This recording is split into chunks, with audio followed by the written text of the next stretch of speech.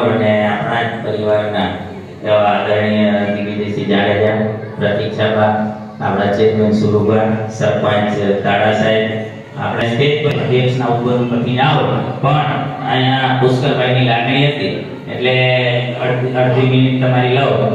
સૌથી પહેલા તો આપ સર્વેને નમસ્કાર. સાથે સાથે આ શાળામાં આવીને આજુબાજુના એરિયામાં ન હોય એવી અધ્યતન સ્કૂલ મળી એટલે સર્વે શાળા પરિવારના વિદ્યાર્થીઓ અને શિક્ષકો એના માટે પુષ્કરભાઈની ખૂબ જહેમત છે.